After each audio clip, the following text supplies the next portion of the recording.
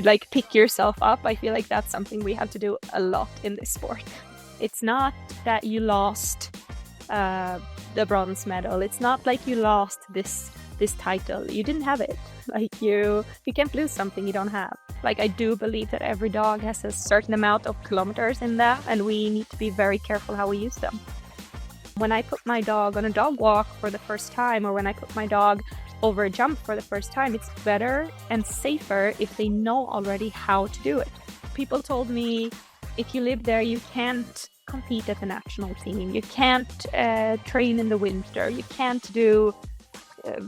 run for the best judges. Now, like your career starts now, you won't be able to do all of the things that you do here. Like where I used to live, I had 5 clubs and 2 halls within 30 minutes.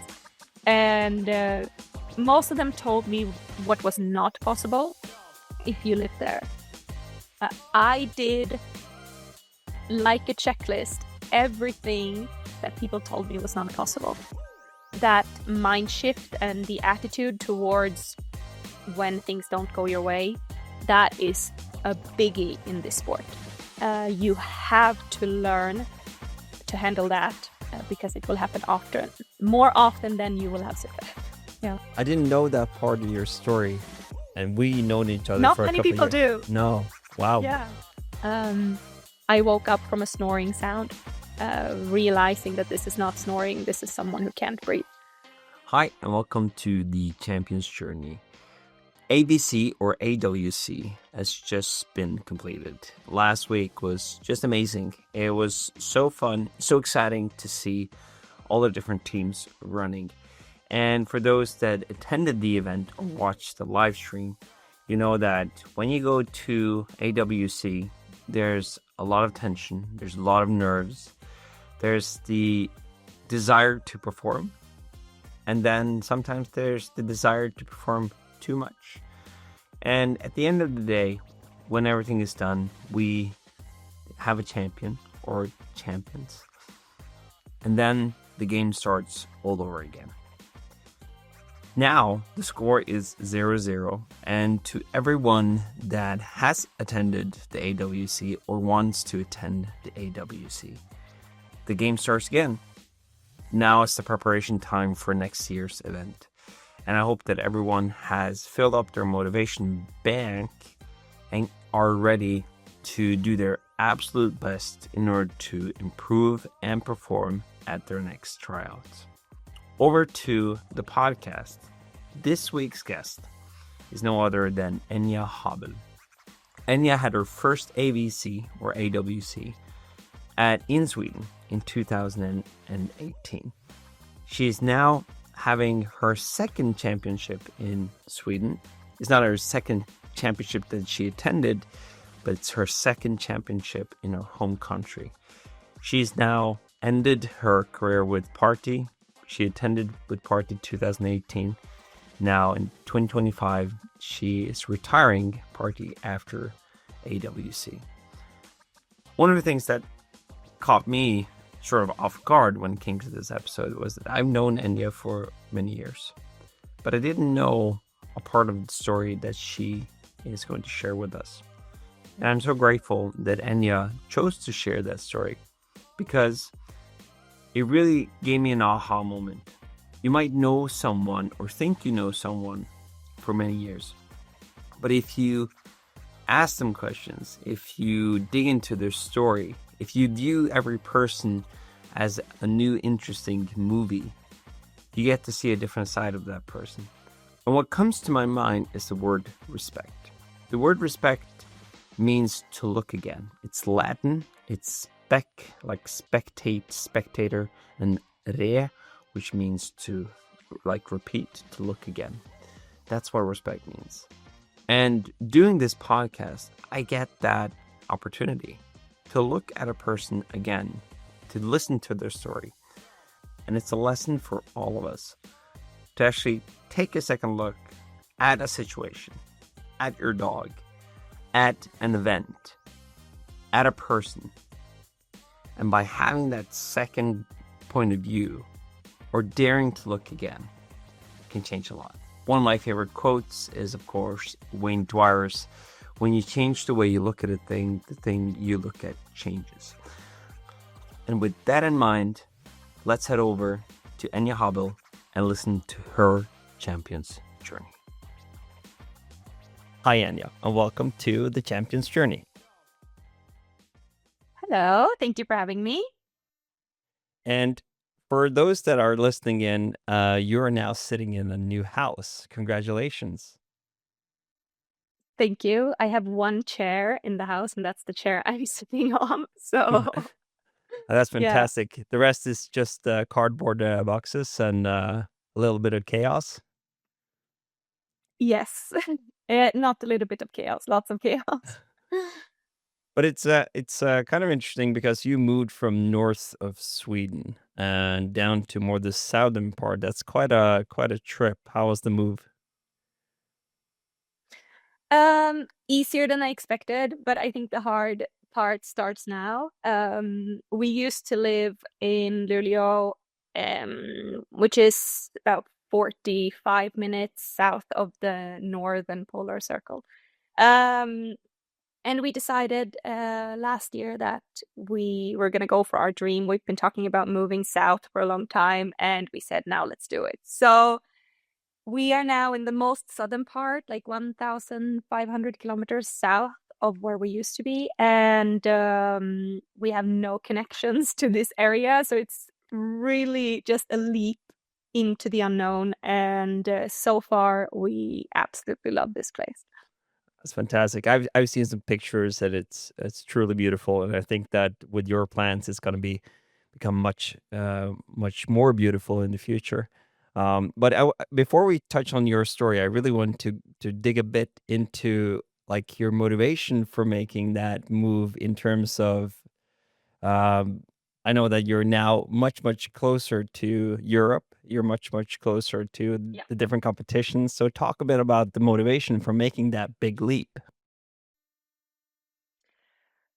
Yeah, we're gonna probably head into like heavy subjects immediately, but we started talking about moving south after COVID, like back in 2020, 2021.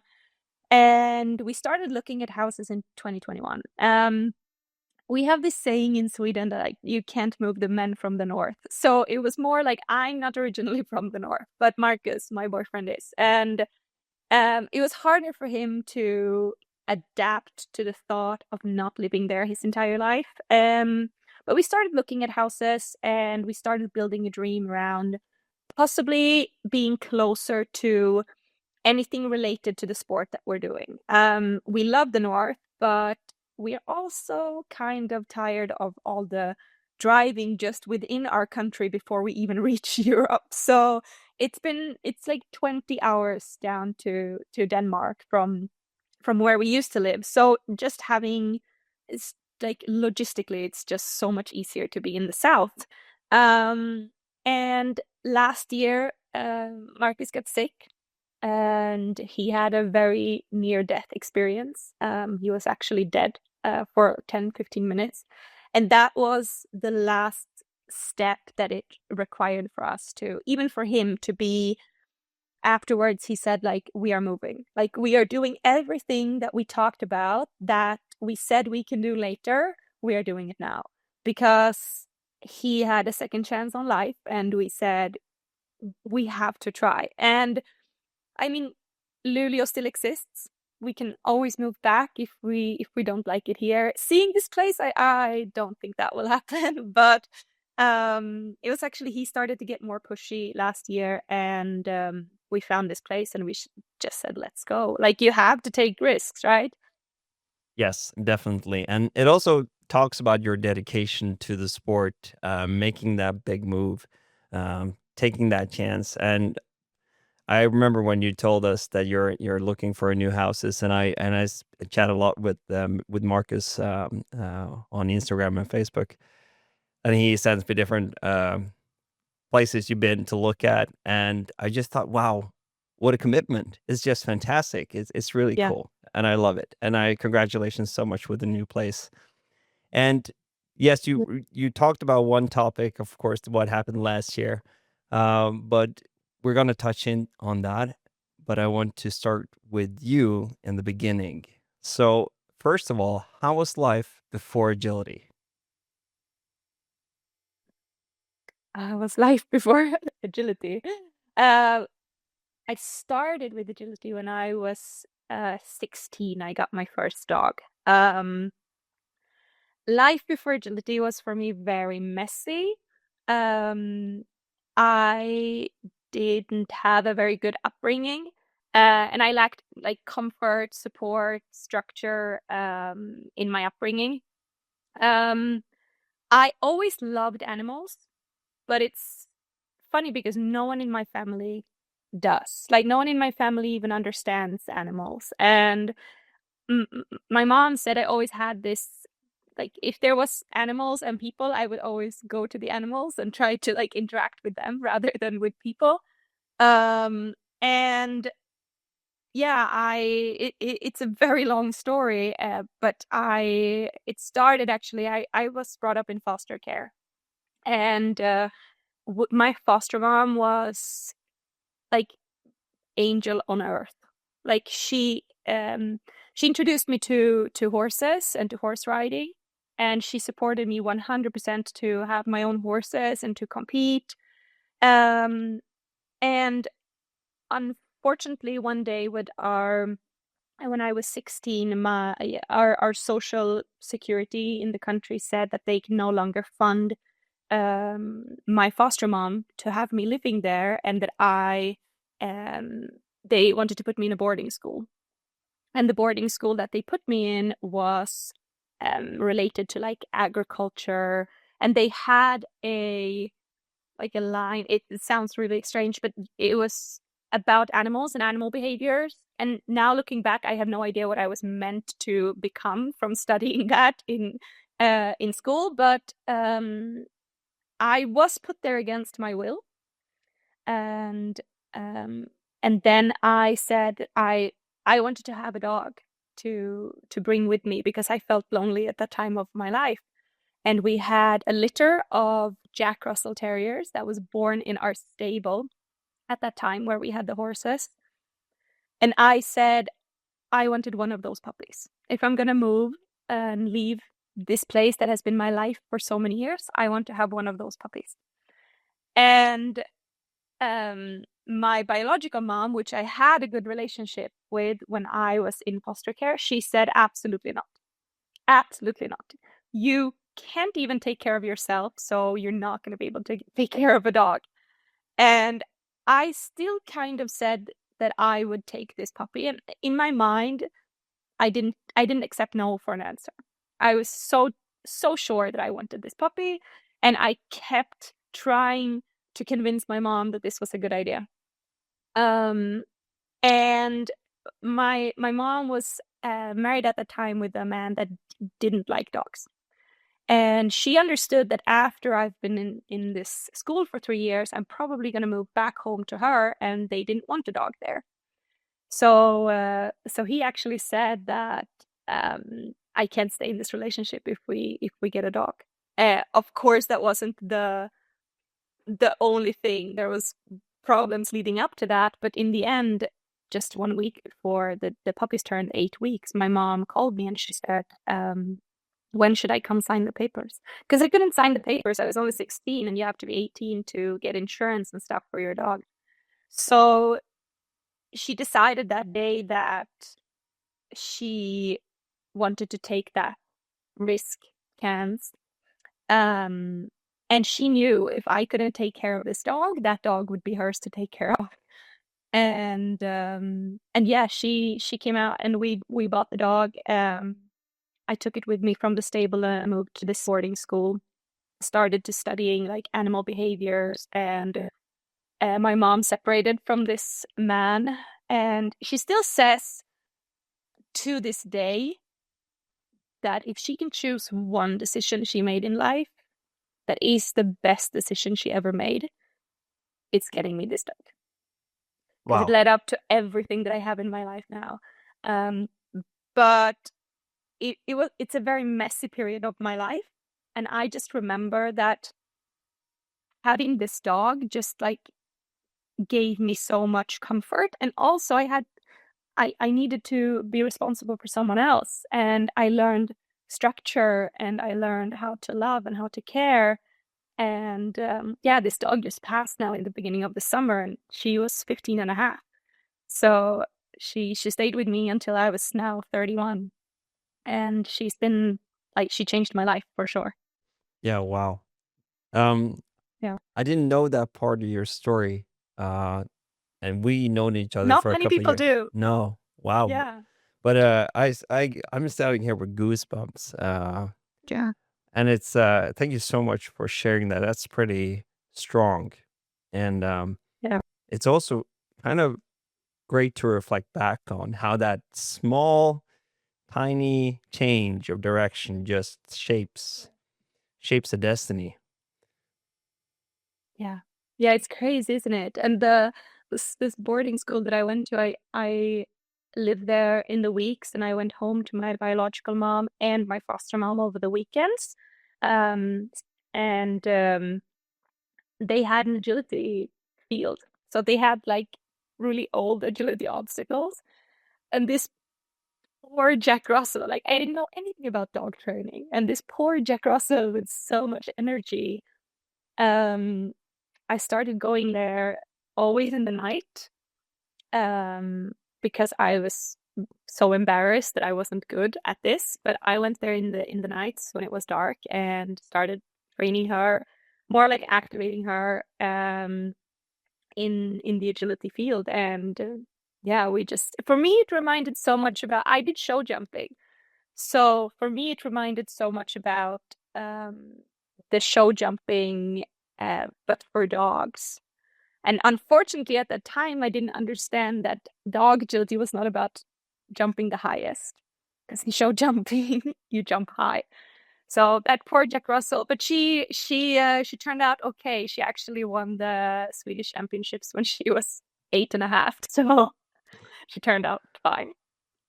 Yeah, but that's kind of the thing when you start out with something, you become gradually aware of how little competence you have, but it's good to just get started and you learn on the way. So you got this dog. You started boarding school, and when was like, would you say that that dog was the dog that changed the game for you? That changed everything? The first one? Mm, not necessarily. Like she was, now I can look back and I can say she was the perfect first dog. She was actually not. She was a horrible first dog. But now I see how much I actually learned from her, because she was so stubborn. I mean, of course, she was a terrier. Um, she wouldn't do anything for me just because I asked her to. She would always ask the question back, like, what's in it for me? What happens if I do this? What happens if I do this? So she really challenged me. And it's funny because I even remember a day where I went to my computer. Actually, I went to the computer in the library in the school. I didn't have a laptop. This is back in the days. And I Googled Jack Russell. Like, I Googled, what did I buy? Because she was such hard work. And when I read about the Jack Russells and what they were bred for and what they are used for, how they should be stubborn in any situation, they should never, ever, ever, ever give up. That's when I understood that fighting with this dog is never going to work. I'm going to learn how to be smarter, and I need to learn how to train this dog with positive reinforcement to make her make good choices. And that's what made me the dog trainer I am. She's 100% the dog that made me the dog trainer that I am.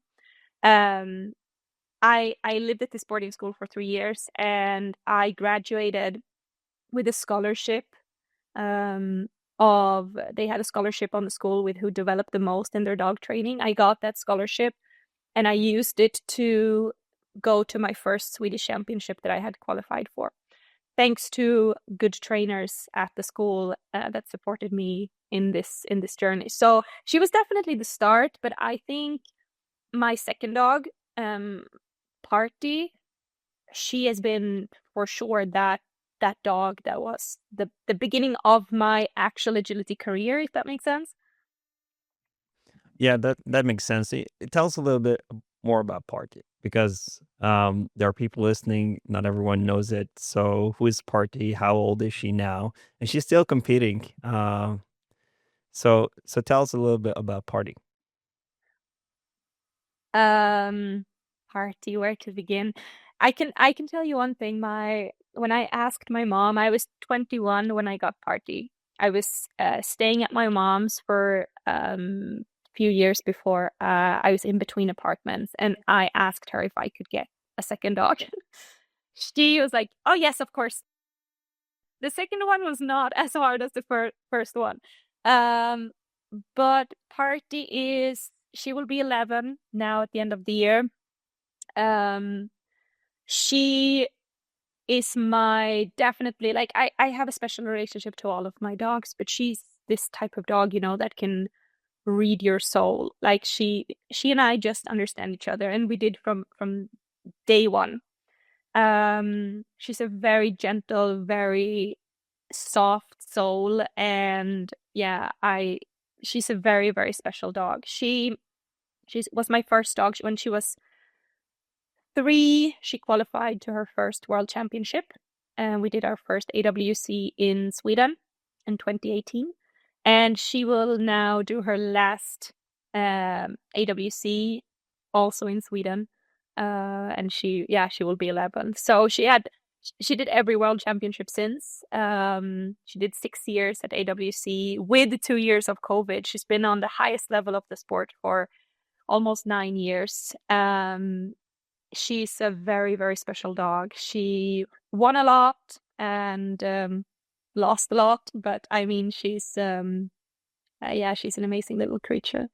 Yes, she is, and it's really it's special when you can have your first AWC in your home country and also your last with the dog. So I know it's going to be very meaningful these coming weeks. This episode is out after AWC, but I know for sure that that is going to be a special moment for you too. So I look Yeah. forward to seeing it for sure.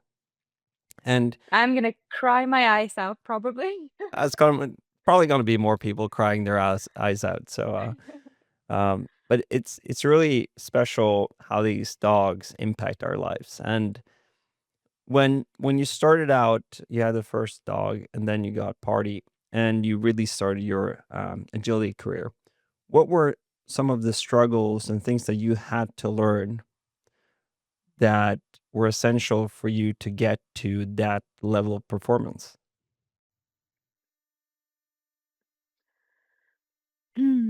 I think with um in the beginning of my career, my main struggle actually that I had was I didn't have a driver's license, and I didn't have a family that supported what I did. So in the beginning, I had to take the bus to trainings. I have walked so many kilometers for training and competitions. I had to hitchhike with friends to just get to competitions and trainings. And I think that taught me in an early age or early in my career, um, to not limit myself because you don't have perfect conditions. And that followed me when I moved north, for example. That followed me, that attitude, because Party was 3 when I moved north. She was just in the beginning of her career, and there was no indoor places, nowhere to train your dog in the winter. And I mean, when we lived there, we had 8 months of winter and 4 months where you could train outside. And the closest indoor place that we had was in Stockholm. So I had to learn, like, one of my main main things I'm so happy today that I learned is how to build behaviors off equipment. Like how to create behaviors that can be used in agility, but you don't necessarily have the access to agility. That was a biggie for me. It took me a long time to learn that I don't need agility obstacles to train my dogs in agility. And also I drove to Stockholm to train. In a time period, I did it every week. I had to drive. I drove on Monday. I trained on Tuesday, and I drove back home on Wednesday. And I can just mention it's 11 hours one way from Luleå to Stockholm. Yeah, So, there's a couple of references that we need to add here. First of all, Luleå is really cold in the winter. Really, really cold. We're very, talking very cold. at least. Last winter we had minus 45 for a week. So yeah, Yeah. So it's I crazy. remember you had a video where you took hot water, boiling water, threw it in the air, and before it landed, it was ice. So welcome to Yes, the north. yeah, And yeah. But it shapes you. It taught me one of the words that followed me my entire life is just grit. Like it taught me to just go for what you want regardless of your possibilities, your conditions, like whatever. What if you don't have everything right now? Just still go for what you want. Follow your dreams.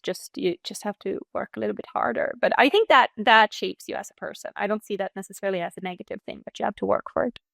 yeah, I agree. And I think that a lot of people have the impression that you've always had a hole in your backyard and the newest Gallican obstacles at all times. So I really appreciate you saying that because I hope that it gives hope to a lot of people that I don't need that necessarily. It's beneficial, Yeah. but it's not Yeah. needed in order to shape the behavior. And then, would you say that learning those skills, training with those limitations helped you to gain more, or sort of every session that you had with obstacles became better due to that foundation? Yeah, 100%. 100%, because what I learned was if you build the behavior before you apply it onto obstacles, you also don't have the risk of getting wrong behaviors on the equipment. You don't have to if you need to unlearn something or you made a small mistake in your training, it's not applied to the obstacle yet, so it doesn't ruin your agility training. And also in the sport, like I think we all know it, if we're in the sport, it has a huge impact on our dogs' bodies. So I'm really happy that I learned that if I if I can teach my dogs what I want them to do without adding that impact until later, they can have a longer career. I mean, look at Party now. She will be 11. She had a sixth place out of the 200 best small dogs now at EOS, and she's still running like crazy. And I think that is because I found a way to not waste her kilometers. Like I do believe that every dog has a certain amount of kilometers in there, and we need to be very careful how we use them.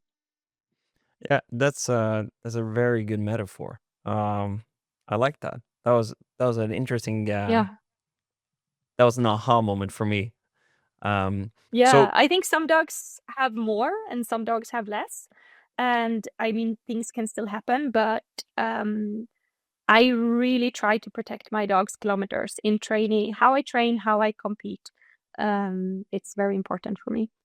yeah, and what comes to mind is like if you study pilots or if you study surgeons, right? Every time they get on a plane, every time they do a surgery, there's risk involved.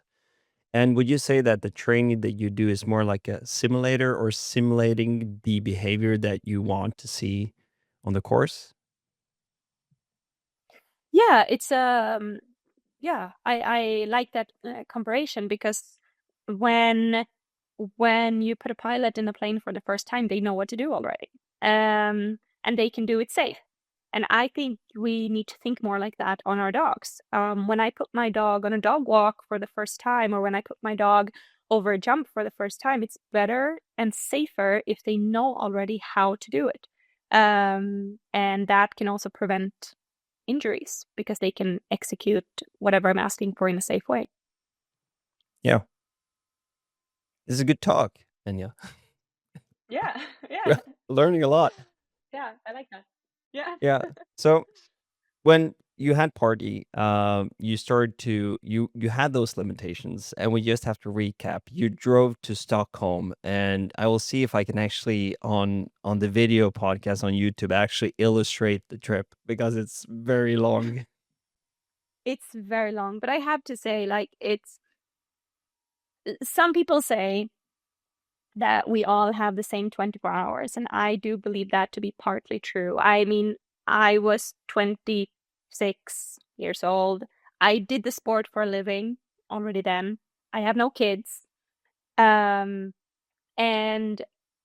I mean, I had the opportunity to do that, but it still required dedication. I think even if you have the time, not everyone would invest their time into actually doing that.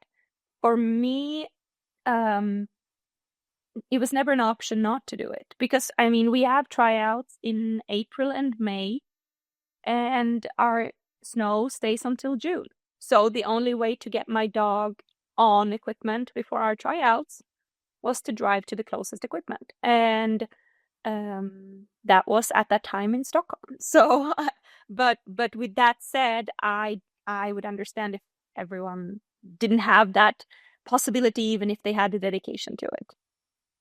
Yeah, but at the same time, for you, that was the thing that was required, and you said yes, Yeah. I'm willing to do that.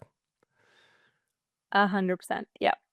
And the And- funny thing is, Marcus said that now when we moved south, he said, what I found fascinating with you is that I have never heard you complain. And I didn't reflect on that at all. For me, it's so, like, I'm so, when I go into something, I'm so focused and driven to do that complaining over what I don't have is not an option. I just did what had to be done. I learned a lot of good podcasts and playlists on Spotify, and I drove my hours. Complaining that I had to wouldn't take away the fact that I still had to do the drive. Yeah. And that's so you went from walking to getting your driver's license and then driving a lot to to catch up. Life But is easier now. yeah, I guess. But I was also wondering, when you were in your car, did you do anything specific in order to sort of utilize that time in the car that would benefit you? Like, did you do any visualization? You said you listened to podcasts. What were the things that you did in the car so that you would get the most benefit out of your time?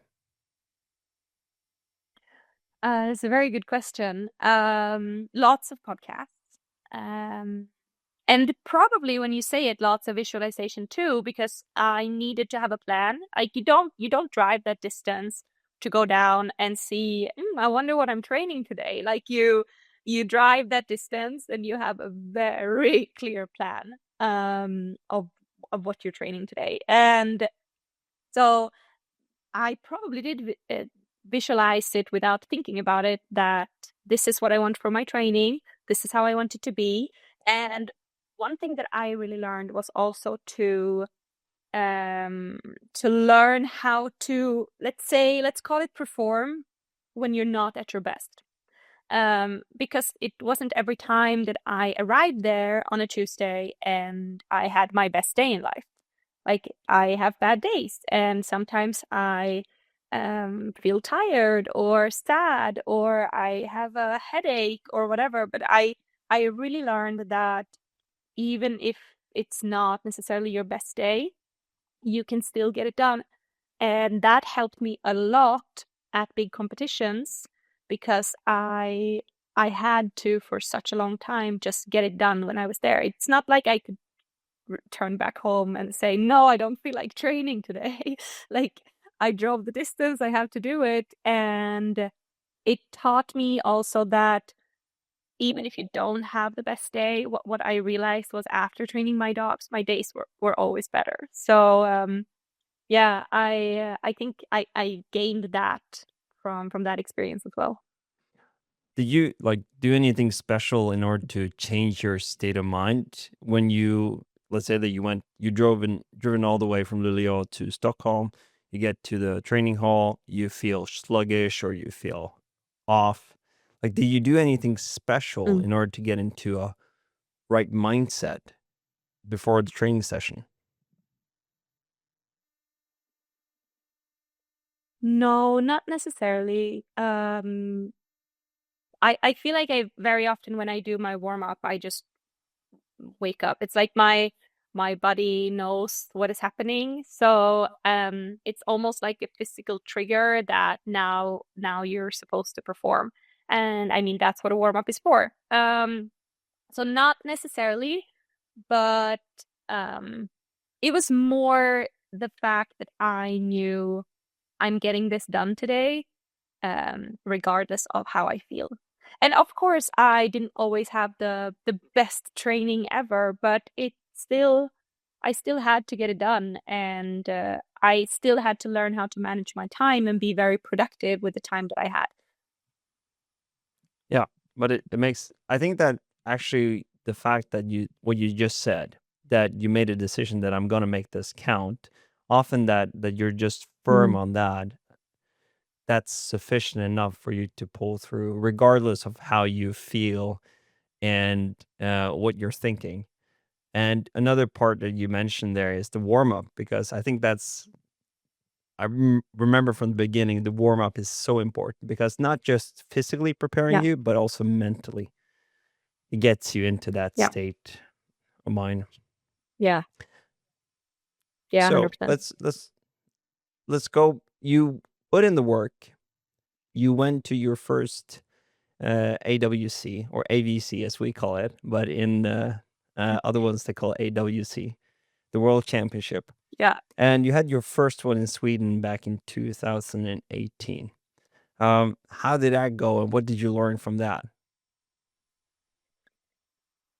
Um, I wasn't super happy with my performance at my first World Championship. I had been doing well throughout the year, but I think the whole experience of competing at that type of event can be like super exciting, but also a little bit overwhelming.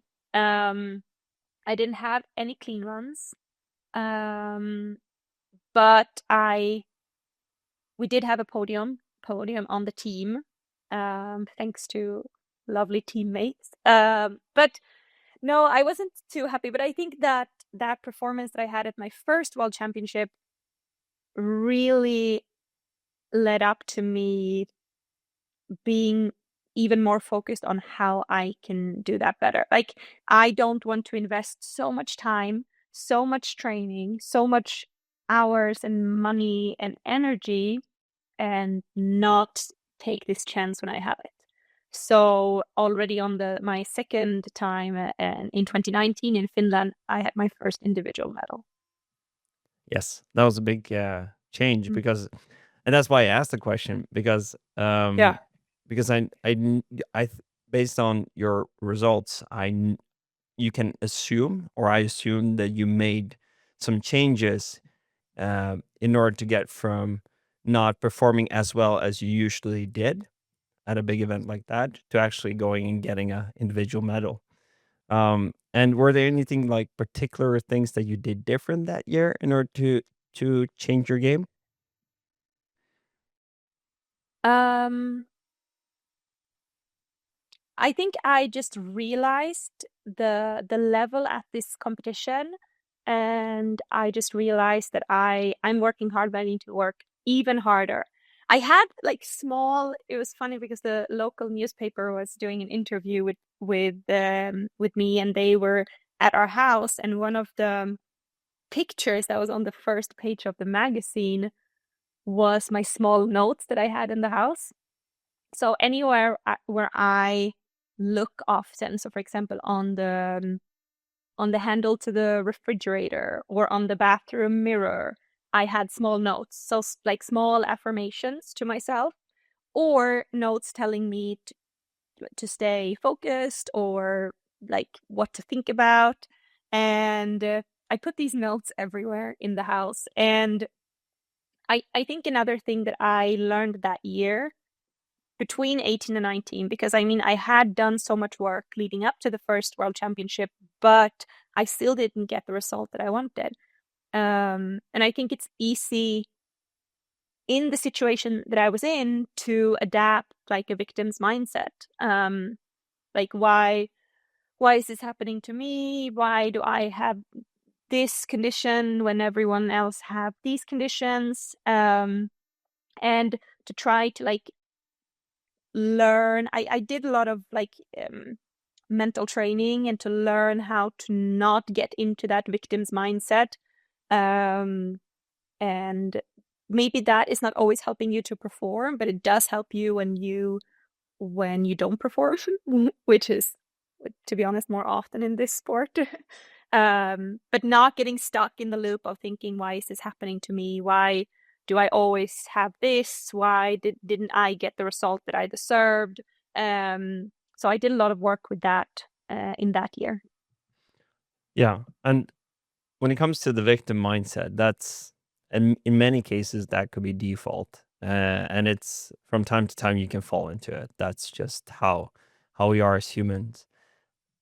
But what I think is important is to catch yourself when you do, or Yeah. have a support system around you that catches you when you do, and then tell you how Absolutely. to change it.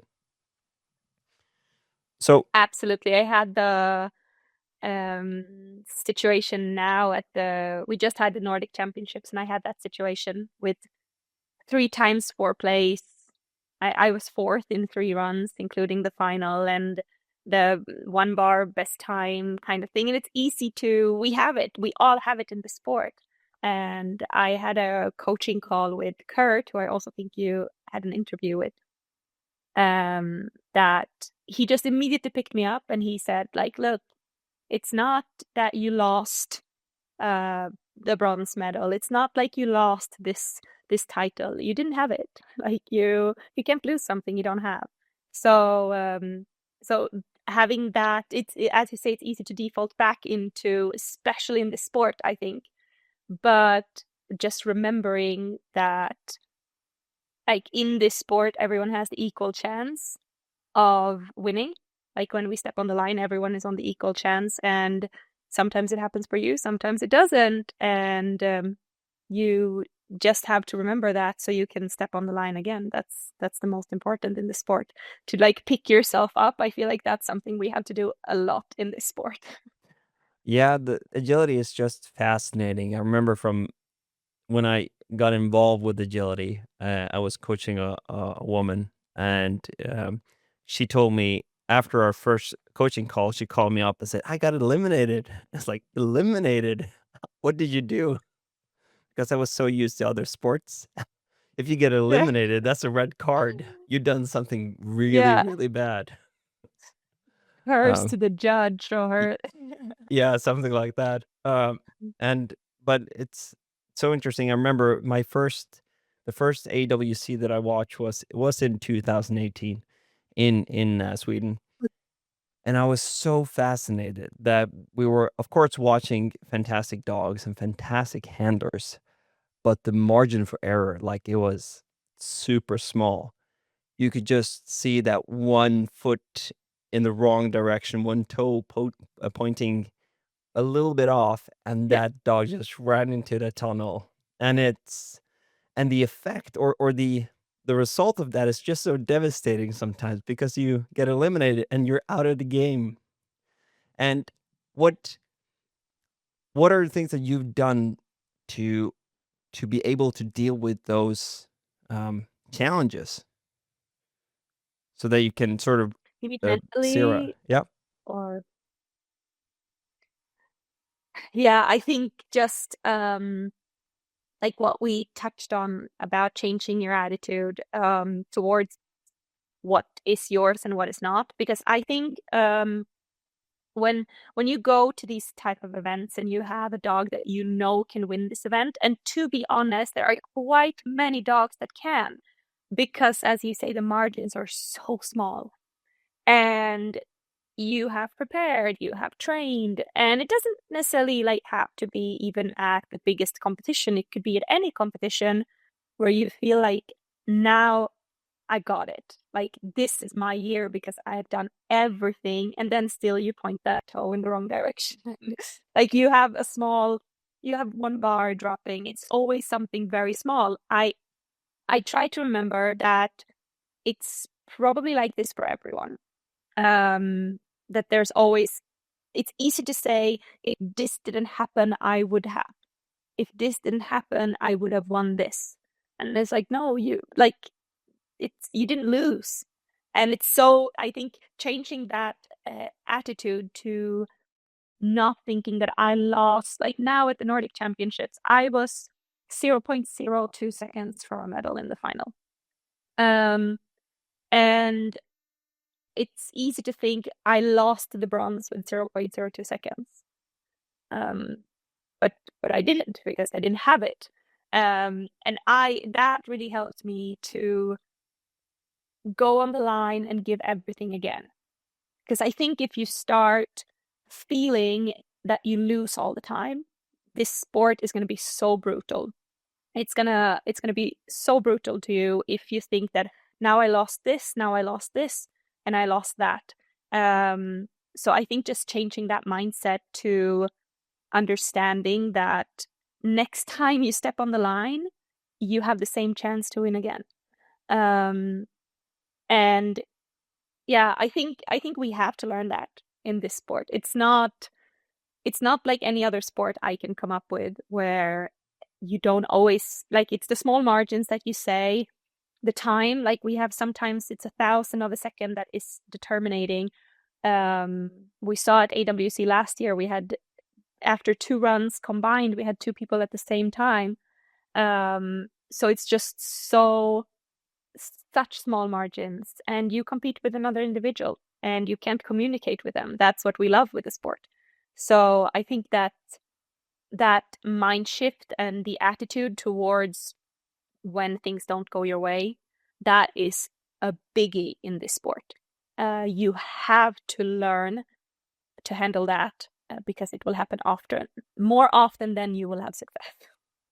Yeah, I agree. And to compare agility with other sport is very, very difficult. There are, of course, similarities, but the fact that your teammate is a dog, it understands your command, but it doesn't speak your language. And it's Exactly. Yeah. So I don't know any other sport that does that. So that's pretty unique. No, it's so unique, and I think that's why we love the sport. And I think also on the same subject that like we need to learn how to like control our emotions when things don't go our way, and focusing on the things that we can control, because I think a lot of people are focusing so much on, oh, if I had done this, then I would have had that result, or if that I didn't have this wide turn, I would have had that result. And I think it's the sport, like you default back to that in this sport. It's so easy to think like that. But in this sport, we can't control what other people do. We can't, in any sport, you can't control what other people do. And the things we can control is what we think about things, or the actions we take, what we do and what we don't do, or how we respond to our emotions. So after my first World Championship, I could have gone home and said, nope, like that was hard. I didn't like that feeling of losing, or whatever. But instead, taking action to make sure you get the chance again, and then take the chance when you have it. And your attitude towards trying again, I think that's the most important thing.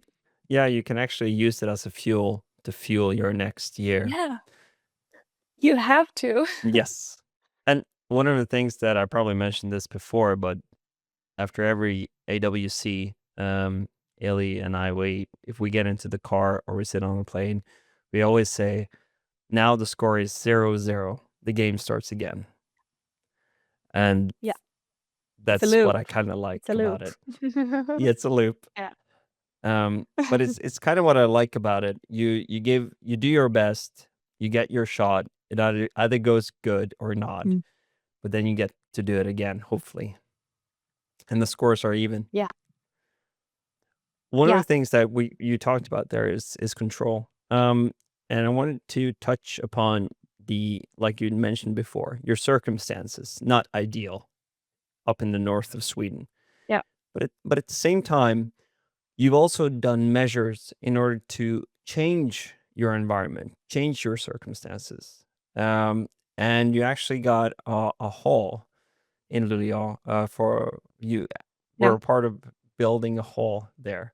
So talk about that. What was your drive, your motivation, and challenges with that? Yeah, so when I moved there, it was actually a week after tryouts in 2018. So I had just qualified for my first world championship, and I told people that I was moving up to Luleå, and like the reaction that I got from I would say all of them was, "But why?" Or now, like your career starts now, you won't be able to do all of the things that you do here. Like where I used to live, I had 5 clubs and 2 halls within 30 minutes. And most of them told me what was not possible if you live there.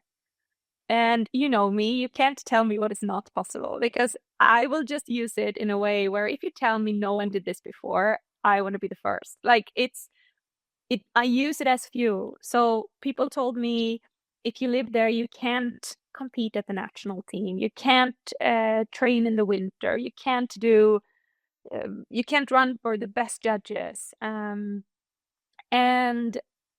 that just created the drive to show them what is possible. And I built a lovely community in the north. Like the people there are so warm, and yeah, we just built a cool community where I started giving trainings. People started to have ambitions and wanting to be better in the sport. I started having competitions, and I invited the judges and I invited the trainers that I wanted. So all of a sudden, all of the best judges and the trainers in the world, they would come to Luleå. And we had perfect conditions, but the only thing that was missing was a hall.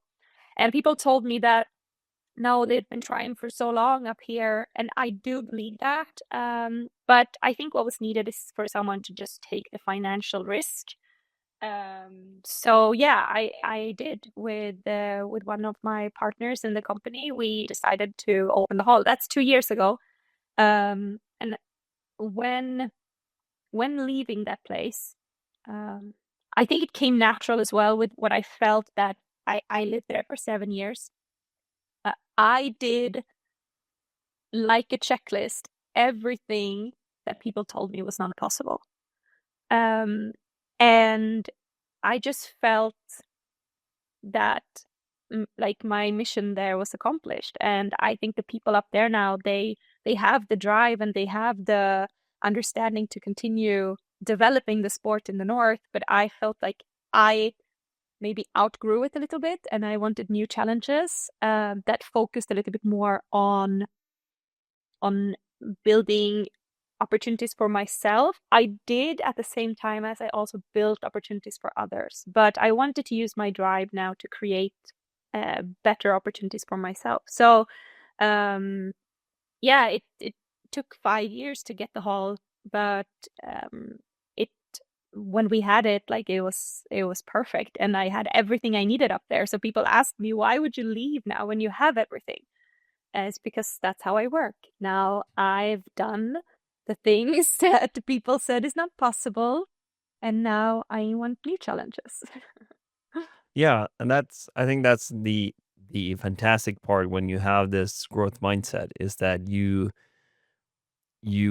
face a challenge or you take on a challenge and then you have to go through all the hardships, and then eventually having the grit to stick through it, you manage actually to accomplish the things that people said couldn't be done. And then will you end up, you enjoy it, of course, but then you want to seek new challenges, and you fall in love with that process, and that's Yeah, it's extremely rewarding. Yeah, it's so rewarding to have that feeling that I did this. I created this, or people told me this was not possible, but I did it. And I don't do it for other people. I purely and only do it for myself, to show myself what I'm capable of, because in the end, I'm all I have. So that's the reason. yeah. And this is probably a difficult question, but it just came to my mind. What would you think that the younger you that before starting agility would say if they were to watch you today? Oh my God. The younger me would not believe it. And I always had a lot of drive.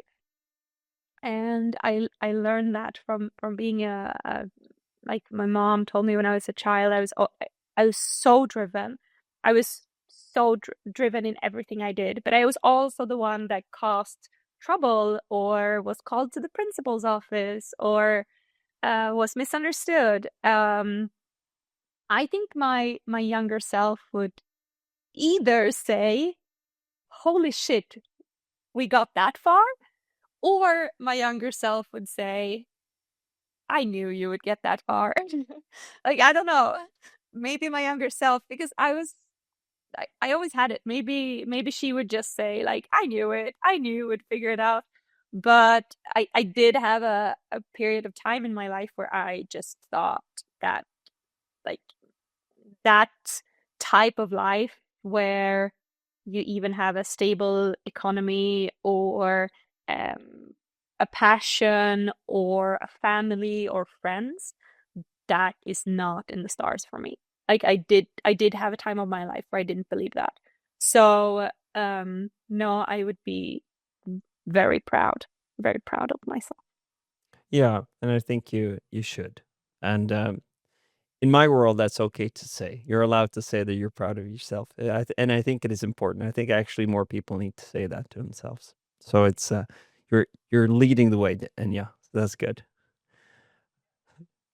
And so, but you also have it hasn't always been challenges, but you also, I think that hard work over time creates new opportunities and it opens doors.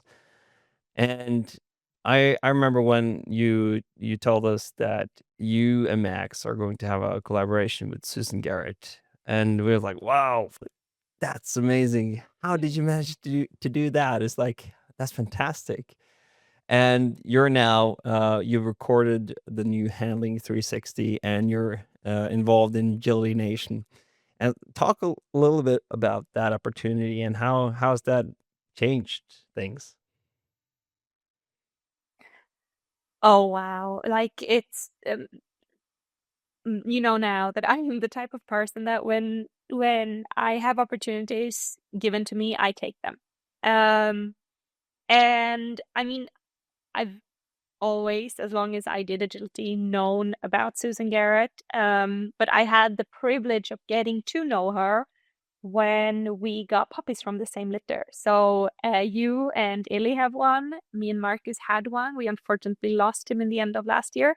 And Susan had one. So that was when I actually got to know her, and that grew into a very, like, lovely friendship between us all. And me and Max were asked to do this, and we just said, hell yeah, let's do it.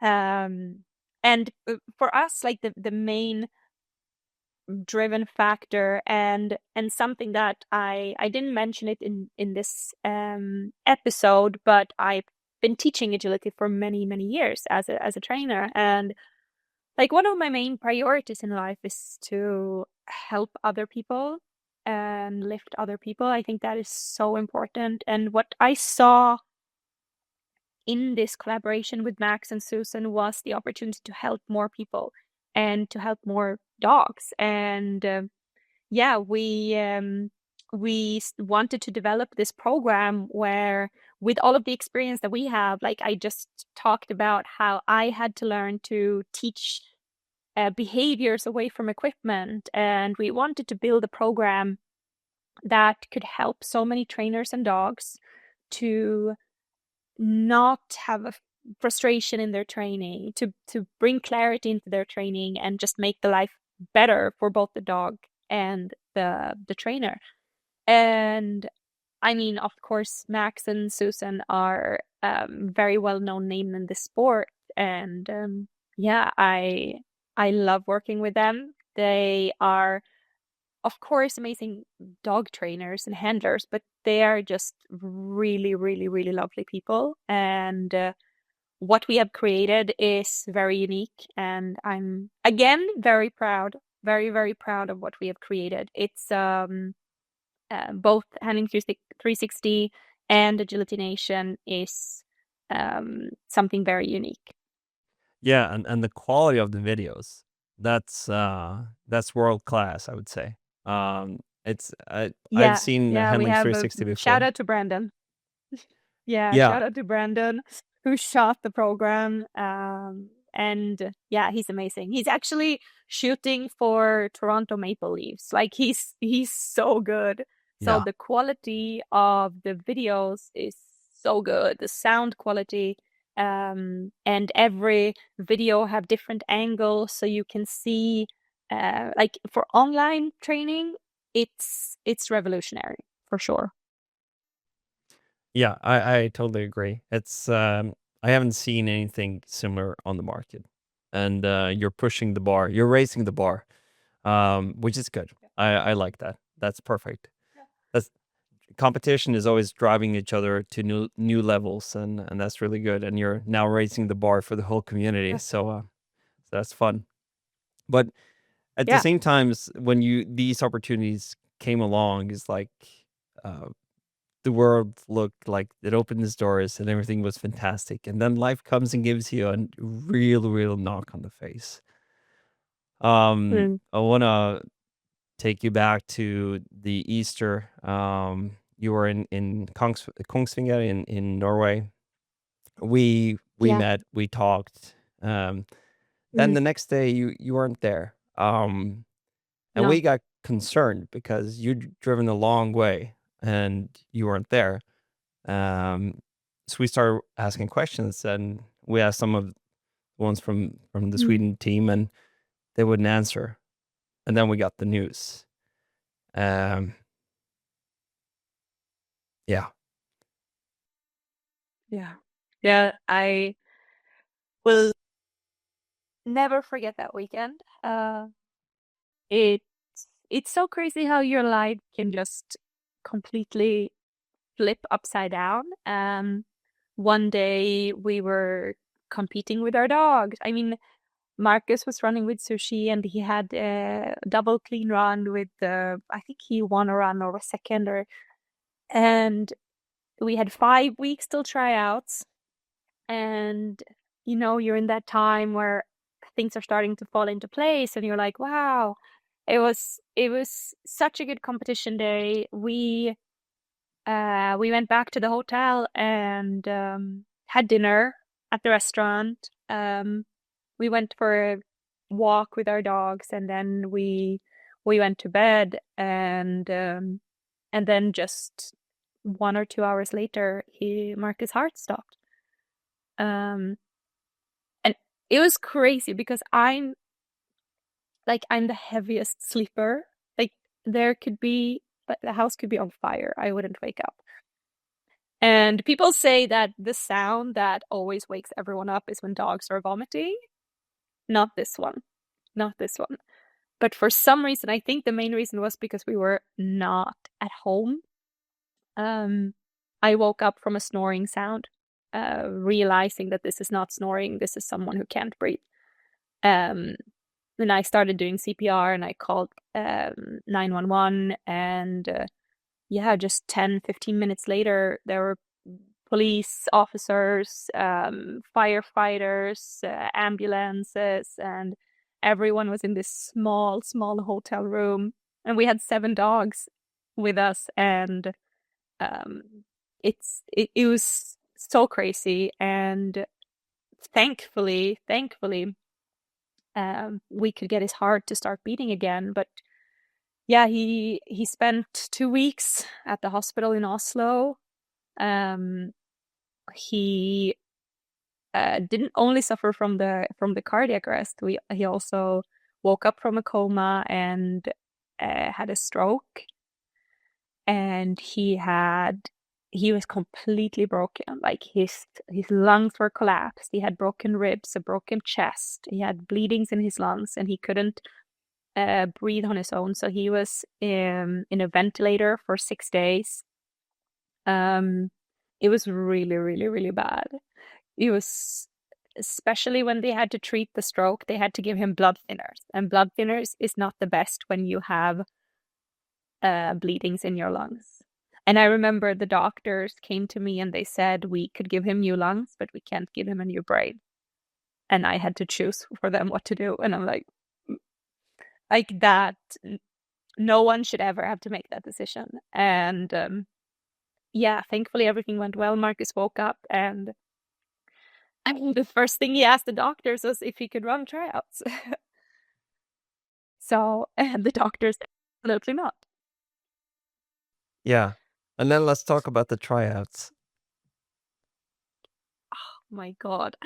I remember I spent 2 weeks at the hospital next to him. I was lying on that hospital bed. It was very uncomfortable, and trying to tell him to maybe focus. Like, I didn't want to kill his ambition and his drive, but trying to tell him that maybe you can focus on the Swedish Championships. It's a month after tryouts, so maybe that's a more realistic goal. The doctors said, like, you would have to wait with that, buddy, a few months, maybe years before you can do that again. And he showed them videos of him running, and they were like, no, nope. But and actually during the 2 weeks when we were at the hospital, the registration for tryouts closed, and he registered without telling me. And I didn't know, and I didn't check the lists. I was registered from before, but he registered without telling me. And after a while, I did realize that I'm not going to be able to stop him. So I just have to support him. And don't get me wrong, like, Marcus would never do anything where he would risk his health. But when leaving the hospital, he said, I feel good. And when leaving the hospital, he had 3 weeks till tryouts. He had a heart surgery, and he couldn't even walk the dogs to the mailbox without being like, his lungs were so damaged. So we were actually not that worried about his heart, but more worried about his lungs.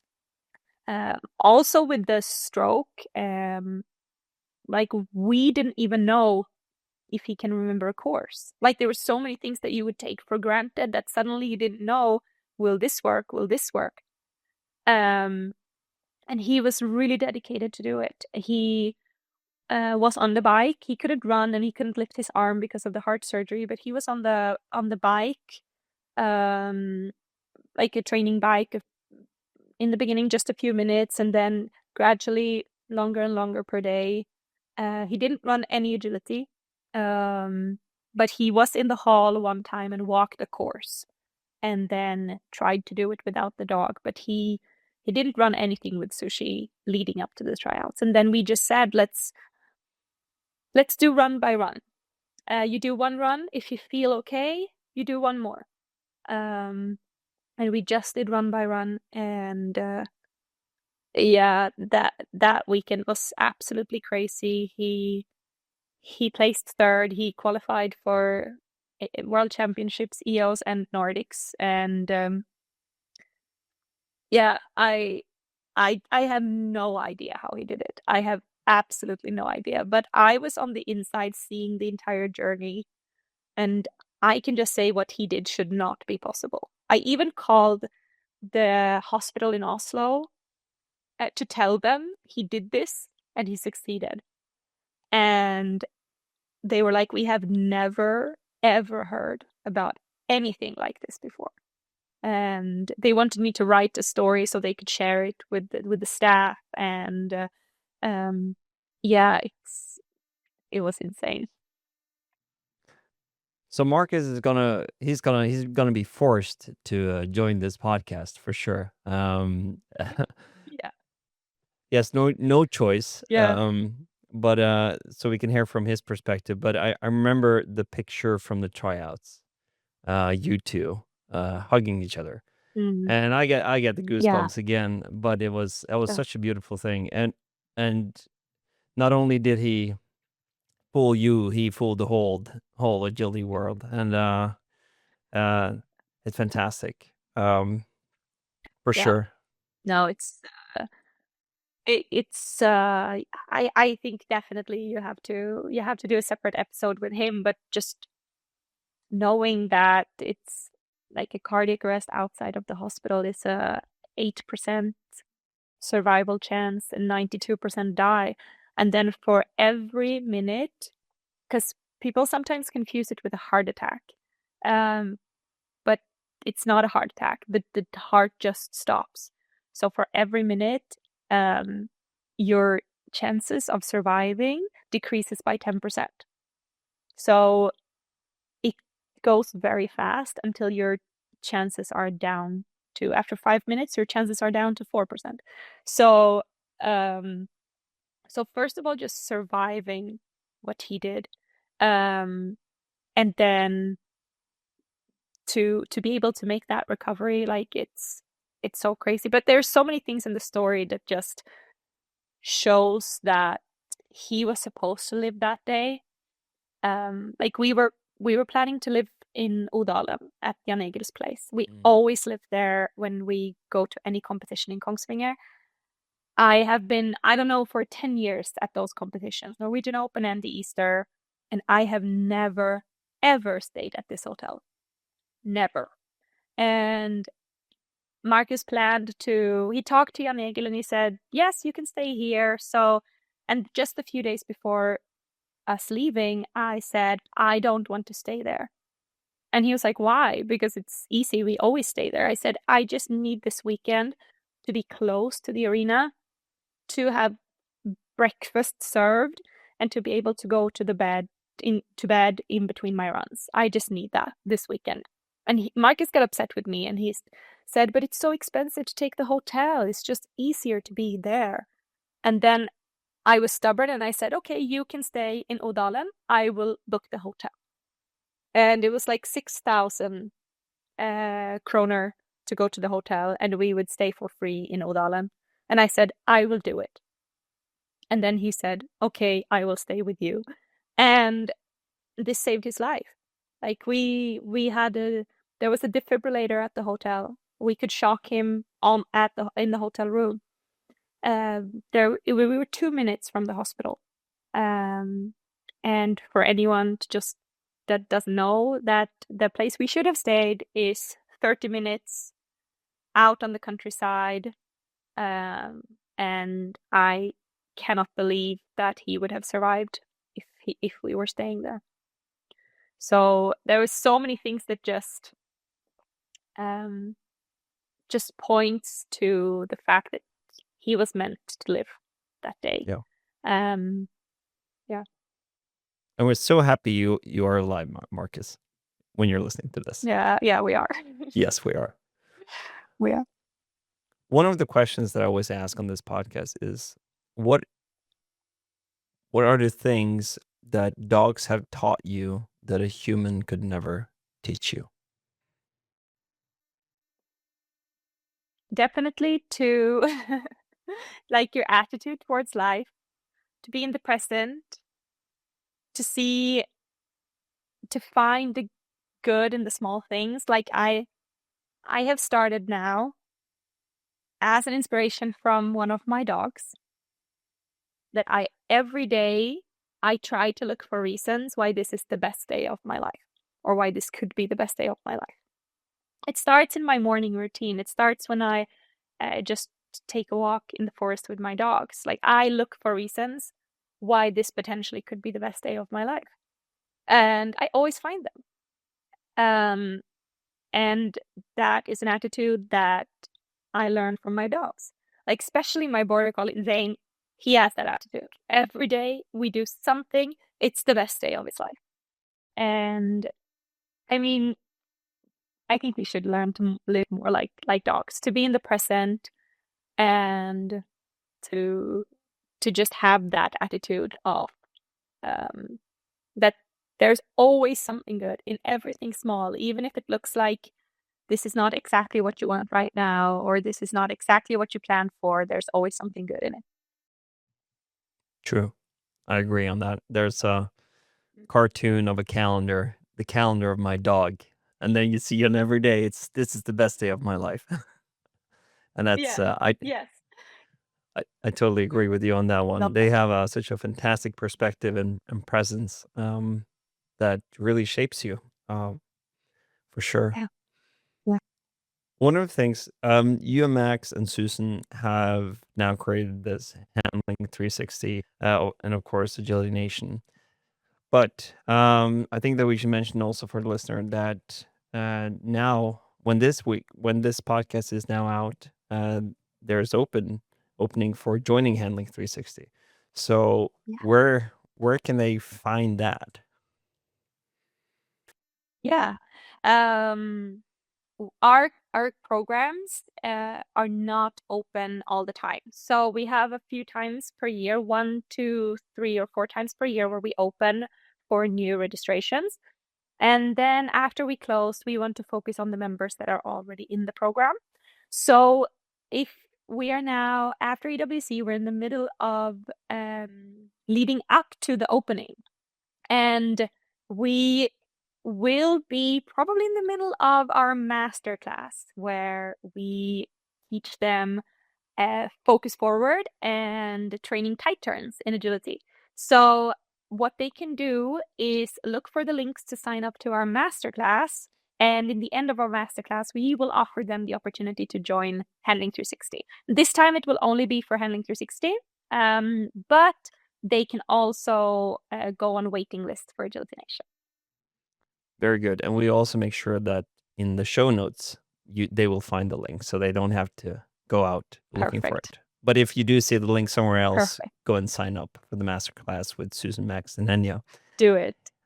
And just closing up now, what's the next on your journey? I know AWC is around the corner in our time zone at the moment, but after that, what is next on your journey?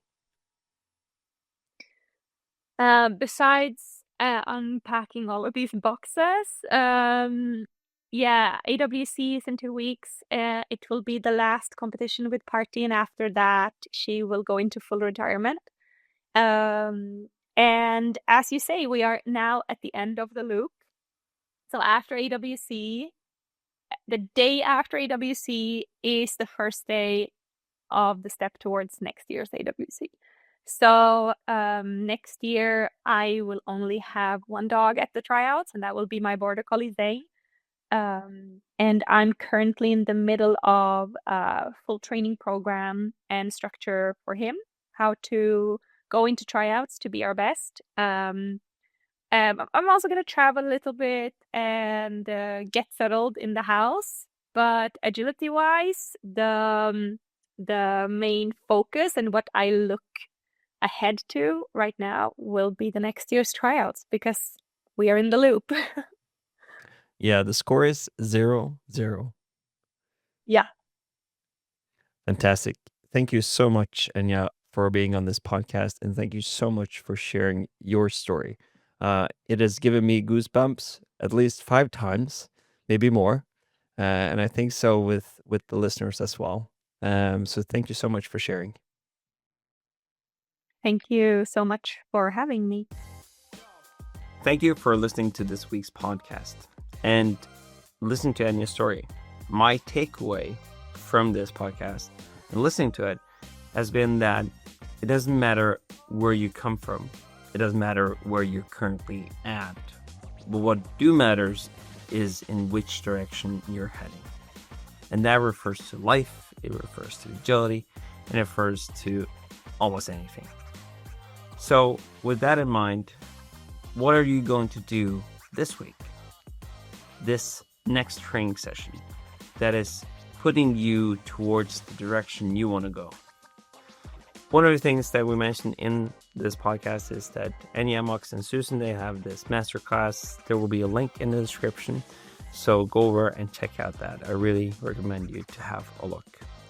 And with that, again, thank you for watching the Champions Journey, and I'll see you next week.